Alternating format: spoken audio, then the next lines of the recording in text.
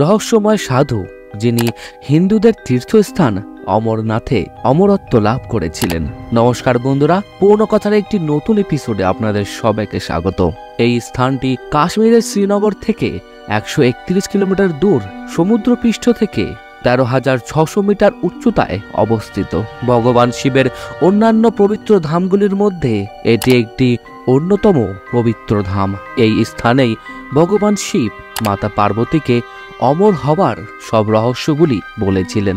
আজকের ভিডিওটিতে আমরা একজন এমন রহস্যময় সাধুর কথা আপনাদের জানাবো, যিনি অমর হওয়ার সেই রহস্যগুলিকে জেনে ফেলেছিলেন এবং নিজে অমরত্বা লাভ করেছিল। হ্যাঁ, আপনারা ঠিকই শুনেছেন। কিন্তু কে সেই ঋষি এবং তার সঙ্গে ঠিক কি ঘটেছিল যা আজও সম্পূর্ণ জগৎকে চিন্তায় ফেলে? এই অমরনাথ ধামের একটি বিশেষত্ব রয়েছে। এখানকার শিবলিঙ্গ প্রাকৃতিকভাবেই নিজে থেকেই উৎপন্ন হয়। আষাঢ় মাসের পূর্ণিমা থেকে শুরু করে রাখি বন্ধন পর্যন্ত সম্পূর্ণ শ্রাবণ মাসেই এখানে লক্ষাধিক ভক্তগণেরা সমাগম হয় ভগবান শিবের দর্শন করার জন্য। এই গুহার পরিধি 150 ফুটের মতো এবং এই গুহার উপরিভাগ থেকে ফোঁটা ফোঁটা জল গড়িয়ে গড়িয়ে পড়তে থাকে।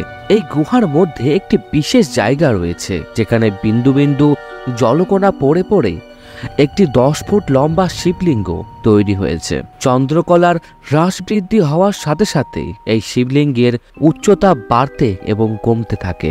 শ্রাবণ মাসের পূর্ণিমাতে এই শিবলিঙ্গটি তার পূর্ণতা লাভ করে এবং অমাবস্যা আসার সাথে সাথে এই শিবলিঙ্গটি ছোট হতে শুরু করে।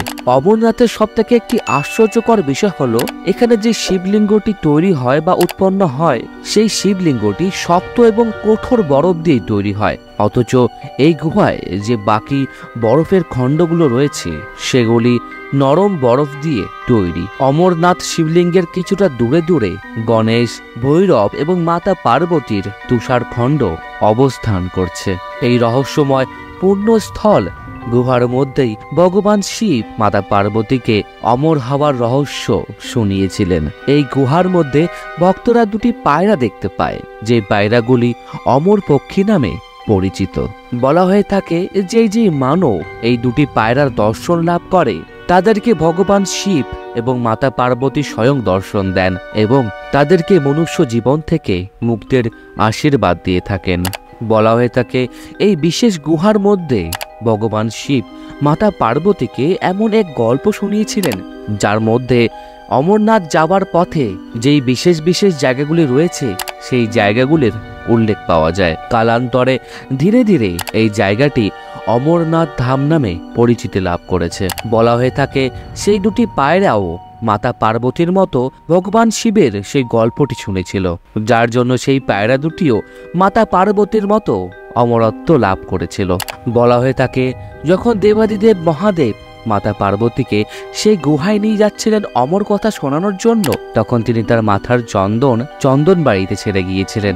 নন্দী মহারাজকে পিশুটকে এবং গলার বাসুকি নাগকে শেষনাগ স্থানে ছেড়ে গিয়েছিলেন। আপনি যদি অমরনাথ যাত্রা করেন তাহলে এই সব স্থানগুলি আপনি দেখতে পারবেন।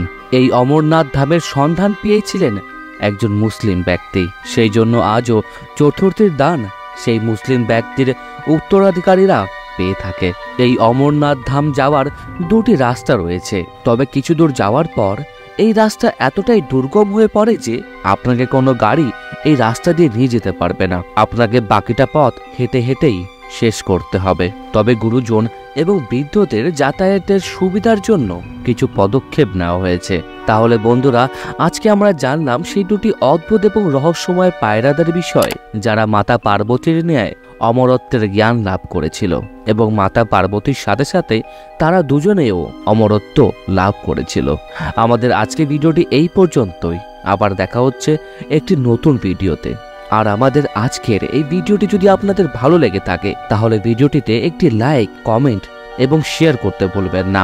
আর এরকম আরো অদ্ভুত এবং রহস্যময় কাহিনী জানতে এখনই সাবস্ক্রাইব করে নিন পুরনো কথাকে।